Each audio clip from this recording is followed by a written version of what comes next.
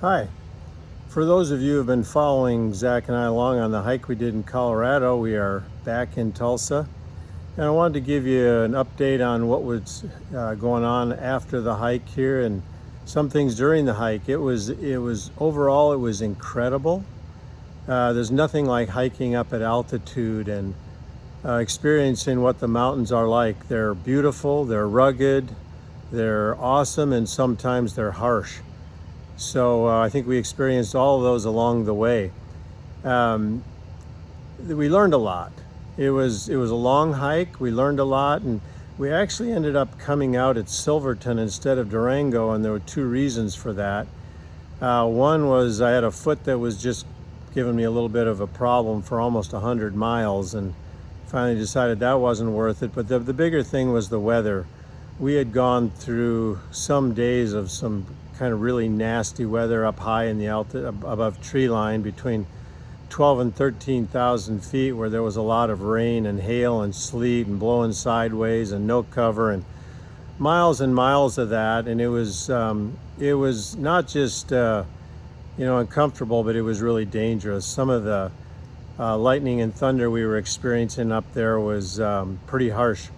So one of the night before we came out at Silverton, we were in the different tents and just talking a little bit, and said, I think looking at the weather report that we can come back and finish the few miles we have when it's sunny out instead of taking chances. Well, about the day after we got back, I was reading online, and they were up there rescuing people from the very part that we had been and where we were going. So glad we made that decision. For now, we will go back and finish those 60 or so miles we have, and but I'm going to do it when the sun's shining instead of when it's sleeting and snowing and raining and hailing on us, and where you can feel your hands even when you're hiking along. It was some pretty wicked weather that we had there off and on for days. I think out of the 31 days we were out, 27 of them had rain. Not all day, of course, but a lot of nights it rained, and so packing up wet. But like I say, overall, an incredible hike. We loved it, the experience of it. We learned, we adjusted along the way, and met a lot of great people along the trail too. That was kind of a fun thing. Some days you didn't see anybody at all until afternoon, then you'd run into a few people, and usually hikers, when they go along, the through hikers on trails like that, would stop and talk a little bit to you. So it was great, and we had some other good experiences there that I won't take time to do on this video.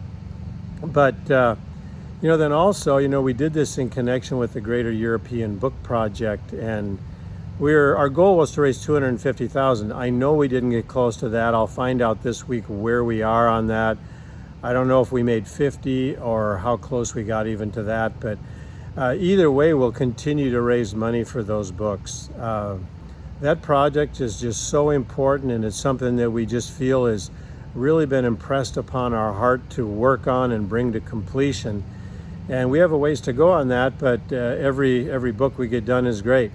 Now, not in connection with this hike, but somebody else had donated money for the Believer's Authority in Polish, and that book just got printed, and so we'll have that for students as we start school here in the next couple of weeks in Poland, and then school's also starting in Latvia, and there's some other campuses starting up too. But overall, we want to tell everybody thank you so much for participating in the hike, and it was great to have you along the way. It motivated us to walk all those miles and do what we did, and we'll see how we continue to raise the funds and the awareness for the Greater European Book Project in the future.